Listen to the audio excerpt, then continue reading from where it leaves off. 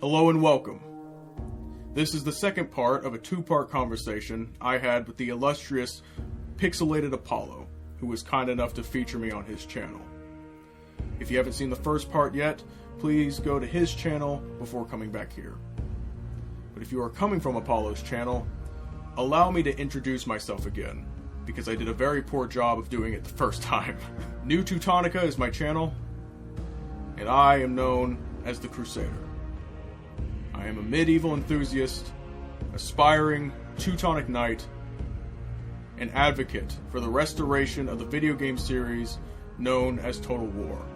My crusade is to uphold the standards of quality, respect, and professionalism we've come to expect and deserve from companies like Creative Assembly as tax-paying, loyal consumers. Without further ado, the second half of my conversation with Pixelated Apollo, the man who needs no introduction. I think so. Okay, let me get your opinion on this. I think that there's been a lot of interesting indie games coming out that are making Total War like games, not exactly Total War. For example, you have, I don't necessarily like using this example, but Manor Lords. They have battles. It's about it. It's more of a city building game, so it's not quite, right, but it's something. There's an interesting large scale battles that are happening in that game. You have Armchair Historian's game, Master of Command, which looks interesting, that has large scale battles. You have Ultimate General. You've got I'm sure many more. But they're getting. So, do you ever think there could be a chance, a possibility that an indie company with technology getting better, more affordable, could make a good Total War? Absolutely. Yeah, and that's another thing that's coming after Creative Assembly at the heels. You're going to have competition, and once that competition hits, it's done. You know, because these new indie developers, studios haven't screwed them over. You know, Creative Assembly, you have. So even if your games are better than theirs, it doesn't matter because these people are real people. And yeah, no, there's absolutely hope for indie developers to create something that at least captures the heart of what Total War was. Because I mean, if you look at Medieval 1, people love that game. It is very simplistic. It is very it's very 2000. You know, you don't need much. Yeah. You don't need much to capture our audience, at least. You know, like, they might have the fancy graphics, but that's it. You know, it's not even. It'll come down to money. Really, it'll come down to money. But we've already seen. You know, you mentioned Manor Lords. I respect Manor Lords for what it is. It's not a Total War killer, you know, like some people would have you believe. Yeah.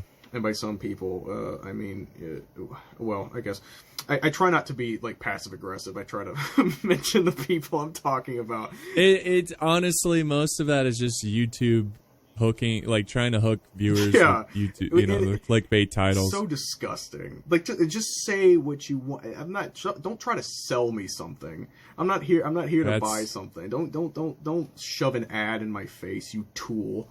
Yeah. So think like Manor Lords, who the guy who made it very clear that it wasn't a strategy game. It was a city building game. But once he realized what his audience was looking for, and not what his audience was looking for, but what the type of players, exactly what his audience had become, he added more in-depth combat. And I respected him for that, but that's not what it was initially. So it's not a Total War killer, but there are things in that game that should have been in Total War 10 years ago. You know, I play. I'm sure you've heard of Void the Kroon. I'm sure you've heard of that. Oh yeah. That game. Yep. The customization that it has, that's the one thing that stuck out to me, where you could customize your like your captains, your sergeants, the leaders of the little units. You can customize them and give them names and stuff. Why isn't that in Total War? Why can't I make my sergeants look the way I want? That there's like there's a depth to that. Once I realized that I could do that in Vorticruin, it made me more attached to the game itself. It kept me more involved. You don't even have to make a good game. Just make people give a damn. It doesn't even have to be a finished game like Vorticruin. Just give people something to do and something to enjoy and something to focus on and create in their own little bubble, so they can make the gaming experience that they want it to be. I play. There's another game called Kingdom Wars, I think it's called. That sounds familiar. Yeah, it is. It was like a weird free-to-play game like 15 years ago. That was terrible. But I think I play the second one, Kingdom Wars 2. Where is it? Kingdom Wars 2. Oh, yeah. I made videos of that. Have you? Yeah. I think I love the way they do sieges. I love the idea that you scrounge the outskirts for wood and food, and you use that to build up your home base, so then you can attack the walls, and the units inside can make more units if they need to. Even if they all die out, you can push out more units. Like stuff like that adds depth and tension to the feature or the mechanic or the gameplay scenario. Stuff like that is what they need, is what they should have been focusing on. If indie developers can hone in on those things that make people care, if they can hone in on, okay, so I have to build trenches outside the front gate. I'm gonna hold them off over at the bridge over here, so now nobody can leave. But now they're sallying out over here. I have to protect my supply line. That stuff is that's bread and butter right there. Right. And the fact that that there are all these little people doing that, like, well, I say little people, people doing it with next to no budget, doing it, and they're just like, it's insulting. So yeah, no, it wouldn't even be that hard. Indie developers are already doing it. So the indie scene is going to reign supreme in the next 5 to 10 years.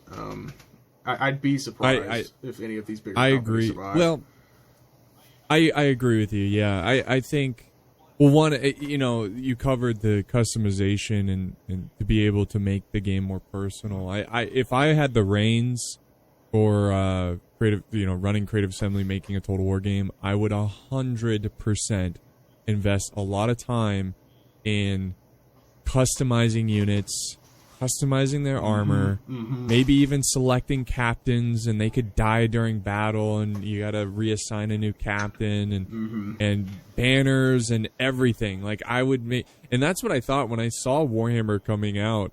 I thought, we're gonna be able to paint our figures. Yes. Yeah. The one thing that whole IP is known for. It was in Shogun 2. Yeah, go ahead. No, I agree with that. I was just going to ask, this is a big topic because when I was having the conversation with Legend and Voland during our little podcast, I mentioned that for me, Total War is they should focus 30% on campaign and 70% on battles. There's a bit of a dispute between that. Legend said 50-50. What is your take on that? I said in my video that I agreed with Legend on that, only because okay, good. We have something we can disagree on. Yeah. Well, I'm not agreeing with Legend. I this is how I thought, from the beginning, because I understand that in the beginning, the campaign was used as a catalyst to put you in the battles. The battles were the focus. But in Medieval 2, they expanded on the campaign aspect a little bit. And me personally, from that, I was expecting there to be growth there.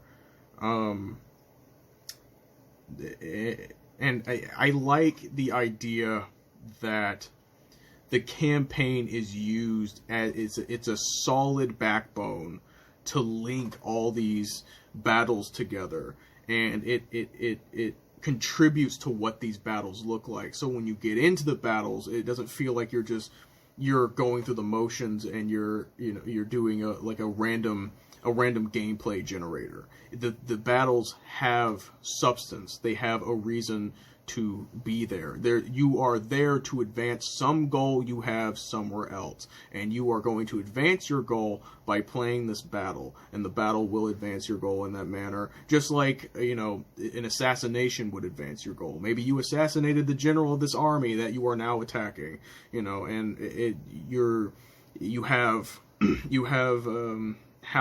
armored halberds from this settlement because that's what it specializes in, and you brought these archers from over here and these pikemen from a different place, and you constructed the perfect army to now go have this all out map spanning battle with your rival, with this rival nation that has been bothering you since the beginning of the game. That's what I like. Yeah, and that's not to say I don't want any innovation with campaign. And there's an interesting part about that segment. I think Andy's take responded to it because Volan was saying that Creative Assembly should copy Paradox, and then I think Andy's take took that completely wrong and saying, like, what's wrong with... He was saying that Volan was basically saying, like, don't copy other games. So it's not what he's saying. He's saying that they should look to how they do their campaigns. The only thing I would say is get inspired by Paradox, but don't make it as in-depth as Paradox. I think that Total War is battle first. I think that's what makes the game most unique. Like, that is, you don't get any kind of experience like that anywhere, but you do get experiences of grand campaign map kind of stuff. So for me, that's why I want 3070, because yes, I want the campaign to be good. I want it to feel immersive. I want to be able to make interesting diplomatic choices, but I also don't want it where I'm micromanaging and doing crazy, just managing a whole kind of array of different things. I just want it to be enough to where I'm immersed. You can create backstory. You can create rivals with other kingdoms. But then when it goes to battles, the AI is godlike. You have to really, and that's the other thing. Make campaign AI better. That's the one thing, yeah. Because it's just, they storm you with stacks and stacks of armies, and it doesn't feel realistic, and it feels tedious. But if it was more realistic, say you had a medieval game, a lot of times in one battle, the whole war can be decided. And so if you could have it, maybe not exactly like that, but more so like that, where every battle feels like, okay, this is huge. Right. And even the AI knows that. And they're not just going to be like, oh, lose, send another army. So that's what I meant by this 3070 is like the battles, if they can be better, if they can be immersive, if they're challenging, I think the Total War would be in a better place. Yeah, you're right. I would agree. 60-40. I would agree. Okay, I got you. 60-40. Yeah, I'll agree with that. And the way that's another thing. Battles should be expanded on because just like siege battles, there was a lot of prep for regular battles on the field. In actuality, you had to set up your camp. Do you have enough food to there's logistics. Are you going to build trenches? Are you going to fortify a position in the woods? Are we going to run our cavalry around and dismount them and run them through the river so they don't see them because the river is like in kind of like a cavern kind of thing, so they can run out and attack from the side. Make me think about it. Don't just like put me in a situation where I just walk up to the enemy and we start fighting. I want to think. I think that's what would make the battles in Total War just more, because like the base is there. You have the base. Now let's it's like a piece of chicken with no trimmings. Let's get some let's get some cranberry sauce, or what do you eat with chicken? Fries, whatever. Give me mashed potatoes, gravy. Yeah, give me a full plate. Don't just hand me something that you grabbed out of the fridge at a whim, a half-eaten turnip. That I've taken a bite out of it before. Give me something else to do. There's more to do. I agree with you. Yeah. What kind of walls do they have? What kind of what is the layout of is it on a hill? Is it around mountains? Can they escape? Yeah, more supplies. Yeah.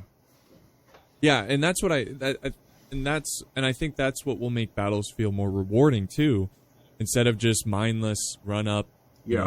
Kill this army, kill the next army. It could be a lot more interesting. And when you win the battle and you take some cities, it's like, oh, that was challenging, fun, and rewarding. Yeah. Like tension and build up. If you have tension and build up right before the big thing, it feels bigger. Even if maybe it's not even that big a deal. Maybe it's not. But if you have to prepare, and you've prepared well, and you know what you need to do, and you set yourself up on a specific piece of terrain, and you've tricked them into coming to you instead of the other way, or you have a contingency plan and things go a little bit wrong but you still pull it out, that is milk and honey. That's what you want. That is rewarding. That is good. If you just throw me in a sand pit and force me to make poopy castles, it's not that fun. Right. Yeah. And better AI. I mean, the amount of times I played Rome 2 and the enemy charges their general in first in a defense, like in a siege defense where I'm defending. They just charge in the general. The general is dead. It's like, oh, who would have saw that coming? Man. Like, that's... Yeah. My thing with AI, it wouldn't be difficult. You don't have to make the AI smart. You just have to make it look like they're smart. You know what I mean? Like, if you don't have the ability to like make an artificial intelligence that can combat you, whatever, just make it do certain things that makes it look like it's thinking. Like if the last time you had a battle with it and you brought pikes and that worked efficiently, maybe this time they bring more archers. If it does something to combat you in any way, if it does something to try to, trick your eye or make you focus on something more so it can do something else, that's all it would take. It's not a difficult concept. It's just the execution. And I can't speak too much on that because I'm not a coder. Artificial intelligence is coding that kind of stuff is absurd. And yeah, I agree. And it's not like I'm asking them to code an AI that's as good as a human player, but just enough to where it's competent. Where it's like, doesn't charge horses into pikes, So it's a little bit more rewarding when you win a battle. Yeah. Because I feel like the AI has digressed. I mean, if you look at the AI of medieval Total War, the AI responds, they'll use hills and they won't charge. They seemed like they... How did that happen? How did they have a really good AI that just, and as much as I love Medieval 2, it has issues with AI. It's so dumb. Yeah, it does. And I just don't understand that. How did you digress? I don't know. Logically, it might be because people left, or there were copyright disputes, or just it could have been a million things. But the fact of the matter is that we've had it before, and if you're not going to uphold the standard, you're going to be criticized for it. And that's just the way it is. We know you're capable of it, so do it. Figure it out. It's not my job to figure it out. Actually, no, I have no obligation to you. If you don't make something I don't want to buy, I don't have to buy it. And if you go under, that's your fault. That has nothing to do with me. I don't care. I'll move on to another game. That's not my problem. It's just figure it out. Jeez, they get paid. Yeah, they get paid to figure it out. Yeah, and well, if people will buy it anyways. That's true. Well, y'all gotta stop doing that. find other hobbies. That's my advice to the populace. Find other hobbies. Don't invest all of your time into one thing, because if that one thing starts to take advantage of you, you're not going to be able to reconcile with that. Oh, yeah, I learned that the hard way with focusing my channel on Total War. Yeah. Yeah, exactly. So, so we've covered a bit. Is there anything else you want to talk about relating to Total War? Yeah. I actually, I wanted to ask you a couple questions, because I know you play some mods on your channel, and I would like to involve the modding community more. Yeah, because they're a huge part of the community, and I feel I literally built my channel based on mods. Yeah, like, Third Age Reforged. I mean, if it wasn't for modders, I would not be where I am now. Right. So yeah, I love modders. I have a huge respect for them, and I try to help them out whenever possible. For sure. Yeah. Okay. Well, that was my question. Because Oh, okay. Yeah. No, this is good. Because I don't see too often. I see you playing mods, and then Terminator. He's like, Terminator Gaming. He's into that sphere, which is why I kind of have a soft spot for him, because I don't see a lot of appreciation, in the sense that the modding community within our community gets the kudos it deserves for pretty much keeping this game alive. I rarely play vanilla Medieval 2 anymore. It's either Divide and Conquer, Beginning of the End Times, or some Czars, or Stainless Steel even. There's so many. There's so many great mods. There's so many, and they're all good. And that just shows how amazing Medieval 2 is, because they made it so easy to mod, and they've forgotten that. Yeah. It's like oh my gosh, modding modern Total War games is it's like pulling teeth. Yeah. No, I agree. Now that you bring that up, I that's true. Like, a lot of Legend doesn't really play any mods, and I don't think Lionheart. I think Lionheart occasionally plays mods, so he does a bit. But it is true that it's like modding is as important in how much it influenced Total War. It doesn't get covered enough. Mm-mm. And I'm guilty for that too. It slips my mind, because it's one of those things that you take for granted. But we shouldn't. And I think one good thing that this is highlighted is that we need to. We can't take things for granted anymore. And people who dedicate time to modding these games add so much vibrancy to it, and when Creative Assembly essentially does the same thing, they sell it to you for $25. So maybe a little more love in their direction. 100%. Yeah, because they do it for free. And that was another thing. When I started making videos on my old channel a long time ago, the thing that spurred me to do it was when Games Workshop attacked the modding community on Steam. Did you see anything about that? Jeez, no. It's a long time ago. I'm not a huge Warhammer fan, so yeah, I don't know a lot of the ins and outs. Yeah, you may not know this about me, but I did buy the first 2 games, just because I was into it. Hey, I played the first 2 games. Oh, okay, all right, yeah, no, okay, cool. In terms of Total War Warhammer, I gave it many chances. You did. Yeah, I remember you playing the first game. You really tried to make it work. So this argument where you're just like, "Oh, you just don't like fantasy." That's not even the case. Yeah, and I even made a video. My problem with Total, it's like 7 years old now, and it covers it's probably really bad, but it covers a lot of things I was concerned about the game. Yeah. So even there, I was like, okay, I'm trying to like this, but there's a lot of things that hopefully you fix in the second one. Of course, they didn't. But nope. Lied to our face. Yeah. They lied straight to our face. What was I?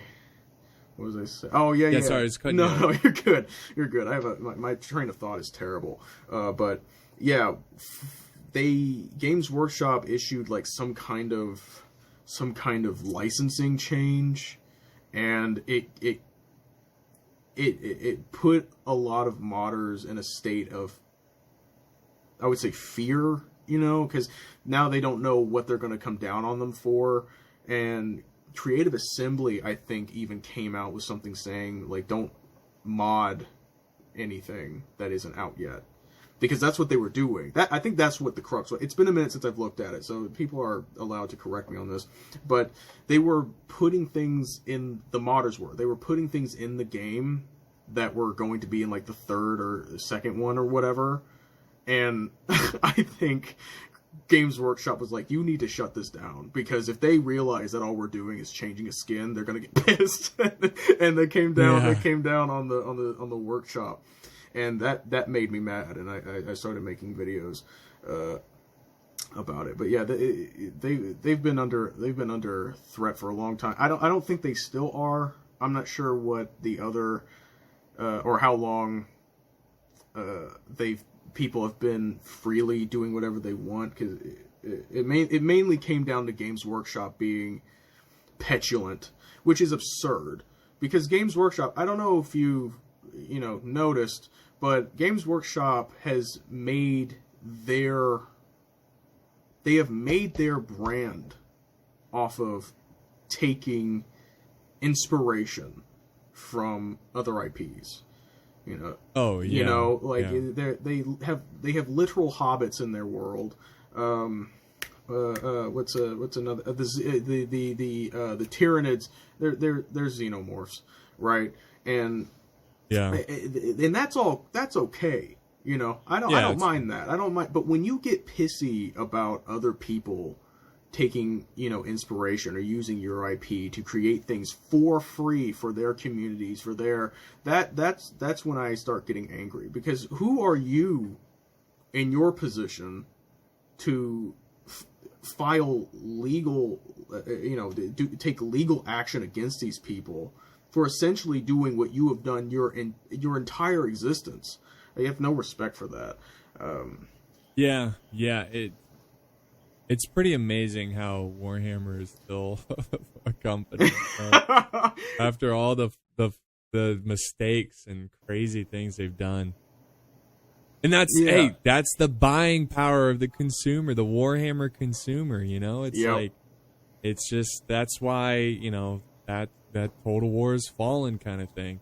So yeah, no, I going back to mods are vital. Vital. Yeah. That's why people still play Medieval 2. Yeah. They should be protected. Don't let these companies tell these people that they can't do that. It should be, companies should be one promoting the modders and looking at them as a pool of potential employees. That's what they should. Yeah. That's exactly what they should be doing. If you're not going to employ them, at least maybe fund them, give back to the community a little bit, the people who buy your crap. Maybe give a little back, and we'll be less venomous when things go sideways. Just a little word for the wise. I know you people went to business school or whatever, but get that. Did you see the end of the year reports for? I saw a little bit of it, but to be honest, I didn't look at it closely. Yeah, well, they were just talking about how their sales are down. Okay. And how they're losing money. Well, that's good. And yeah. That's a win. It is. Yeah. It is. And we're winning. Exactly. And it's just a reminder that these people aren't invincible. These are, the enemy has many heads, but this one is not the main one, and it can be struck, in a legal fashion. In a legal fashion, it can be struck a blow, and we don't have to pick it. We just have to not put up with their crap, and they're reeling for it. And so that I think the future looks bright for us and for gaming in general. I think the gaming industry is beginning to realize that you can't you can't scam people more than like a few times until people kind of get sick of it. Even Bethesda learned that, and those people are diehard fans. The Bethesda fans, Oh, yeah. those people love those games. And even with Fallout 76, they were like, we're not buying that. They're not buying the slop going on. They did eventually, though. Yeah. That's They the did only make a unfortunate- lot of improvements. I'll give them that. But yeah, I remember buying it when it first came out. I returned it. I got my money back. I was like, no. They were at least they allowed that. Like directly email them like, this game is not good. I want my money. They're like, okay. Right. Yeah. They're like, yeah, we at get least it. they did that. So That's nice. yeah. Yeah. So yeah. Right. I have another thing here for you. Did you hear about the PlayStation Network shutdown you're thing? breaking up there a little bit. Oh, Okay. I think you're good my now. back. Yeah. Oh, I don't know what I kicked. Okay, yeah, you're I don't good. sorry. I don't want to take up all your time. No. You know, it's ask away. Okay. I'm an open book. Yeah. Cool. So the PlayStation Network thing. Did you see that? PlayStation. No, I see. I'm so oblivious to some gaming stuff. Yeah.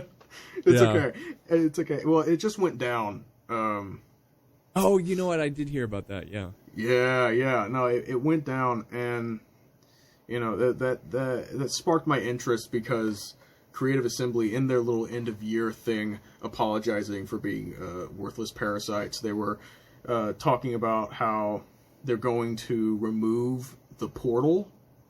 You know that little portal? Oh, that- yes. Yeah. But the game launcher, right? Exactly, yeah. Which surprised me because I didn't realize there was a lot of pushback against the game launcher. And I thought I was like one of the only guys talking about that, but I guess it was common sentiment because they have, well, I should say they have plans to get rid of it, which it basically means that they're going to sit on it for 3 years and then, Of course. do something eventually. But yeah, that surprised me a little bit. And what I want to say about that is, it doesn't matter if you're, what side of this conversation you're on. If you like the Warhammer games, or if you're a historical fan, whatever. It doesn't matter what side you're on. If you're like a veteran of Total War, you want that gone as soon as possible, because with the example being PlayStation Network, even single player games that don't require online connection to play people were unable to play them because it's a constant connection to PlayStation Network. And if that goes down, you don't have games. It doesn't matter, and these people spend what, $60, $100 to $150 on these games, and they couldn't play them because the OS and the PlayStation was down. That is your future, Right. gamers. That is what the future looks like. There was one guy in my comments section on, I think my first video, where I was talking about how that they would use that portal to, basically shut anybody out that they don't like, and they was talking about what that they can't do that. That's illegal. I don't know what world you're living in, buddy, but in this one, these companies don't care about what's legal, what's morally correct. They have no concept for what might hurt you. If they want to take something from you, they're going to do it because they have more money than you, and that's all that matters. Oh, that's all law is who has more money. That's Exactly. It's not about who's right and wrong. Yeah, Exactly. 100, and they probably have a great team of lawyers that can find any loophole to get them out of any kind of situation. So yeah, And they will. it blows my mind that people still have faith in corporations. Like, it's like, I know. You naive summer child. Like, I don't. Yeah, no. More. I agree with you, though. More control for gamers. More power Absolutely. over your like the things you've owned. You know. Yeah. Ask for physical copies, and you know, I don't even think new PC towers have this, but there is a little disc disc tray in your computer that does a cool thing for you. Check it out if you have the time. But we need to start demanding physical copies from these gaming companies, because if you don't have a physical copy, if you can't hold it, if you can't break it in your hands, it's not real. Right. And people were just I was seeing stuff on Instagram just recently about people talking about, did you know that Steam doesn't sell you the game? It sells you a license. Yeah. For the past 20 years, that's what you've been doing. Yeah. How are you just now, like, bro? How does that slip through the cracks? You don't realize you don't own a thing that you're spending money on. Yeah. It's like you're leasing it or renting it. Yeah, you're buying a license that can be legally revoked at any time. So that thing where you're like, oh, it's illegal, it's not really. I mean, even if it was, it wouldn't matter. But it's not really. They can take that from you at any time. If you don't have it in your house, you don't own it. So, you know, definitely look into demanding physical copies from these companies, and don't let them tell you that they can't do it, because they can.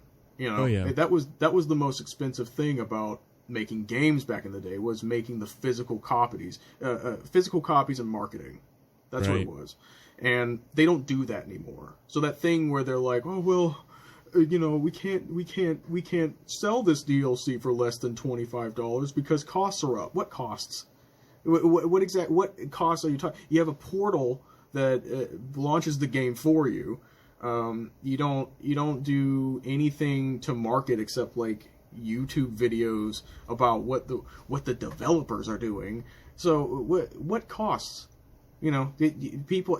That's another thing. People talk about how transparent Creative Assembly has been. You don't know anything about what's going on inside that company. You have zero idea. There is no transparency. You're just getting the PR. Yeah.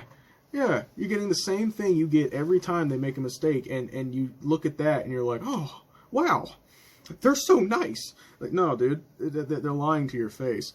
There's no increased costs. There's no reason for them to not be putting in the maximum effort that they can be, except for the fact that we're just not paying attention, which is what they're banking on. You know, the fact that we're not paying attention. Right. So pay attention, people, and you'll get more power. That's how that works. Yeah. Discipline. Discipline and attentiveness. Yeah. Let me make sure we basically covered DLC and the way the company operates.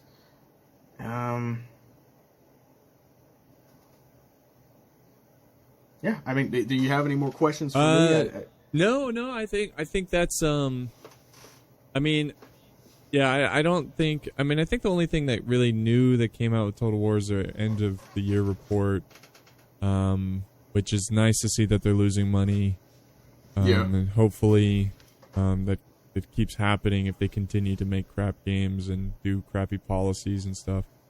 But yeah, that's it, man. I guess we'll end it there. And for those of you watching, I think this part will probably be on your channel. So. Okay, yeah. But if you're watching and you haven't subscribed yet, be sure to subscribe to NewTeutonica and check out his videos. Yeah, thank you. And I would like to say, well, first of all, thank you for having me, and thank you for putting up with my schizophrenic rambling. I got it too. I do it too. So birds of a feather. If it wasn't with you, it'd be by myself. Yeah.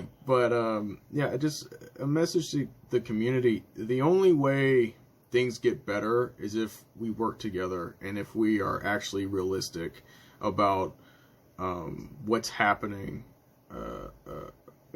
in the gaming industry and in our community. So I mean, when I still want, as a message to Legend of Total War, I still want to talk to him about his opinions, because I still don't know how he feels about this stuff.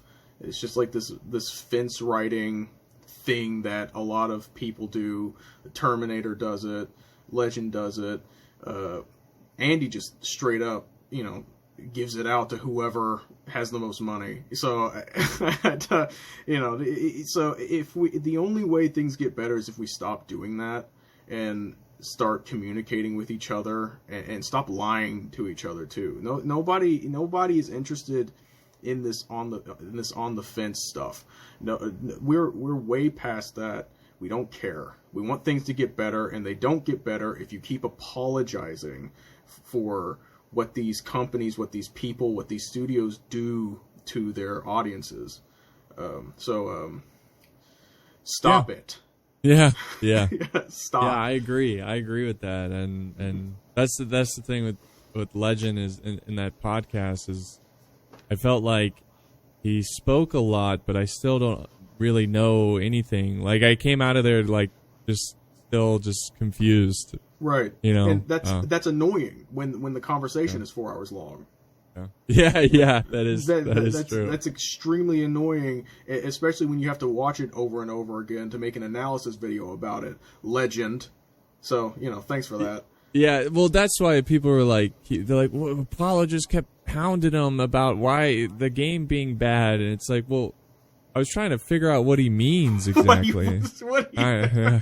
I need more than just it's bad and I like to break it. It's like, well, it's like, there's got to be, you got to like it. Like, you can't just, there's no way, But anyways, that's, I agree. And we'll see what happens. I think we're in a very crucial moment for Creative Assembly, and we'll see what they do. They could either, put their boots in the ground and hold the line and keep doing their same crap, or they can actually innovate and do something interesting. So that's the thing. You don't even have to innovate. Just do what you've done before.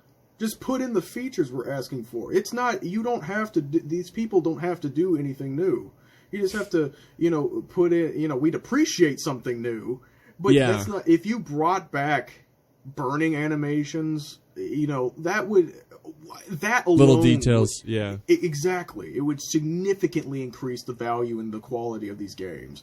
It's not hard, people. It's really not. And I think I speak for the entire community when I say that you should, Apollo. I think you should be meaner to people.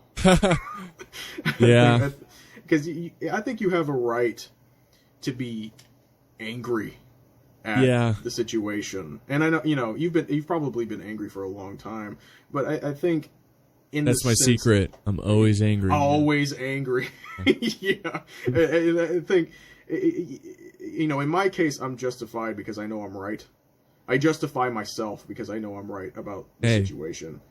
Yeah. And you are justified because you've been at this your entire time on YouTube.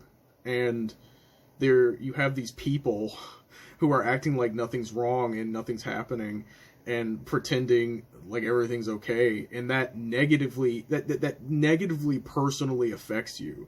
So I think you should be meaner to people. Yeah.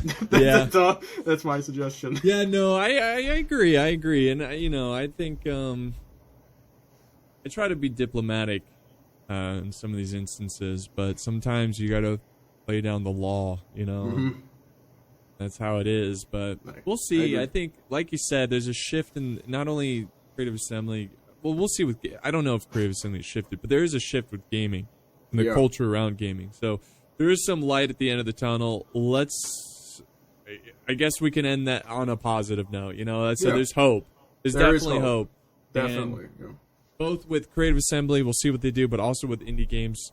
We'll see what comes out there, but yeah, man. Hey, this was great. Thank you. Yeah, thanks for coming on, and we'll definitely chat again.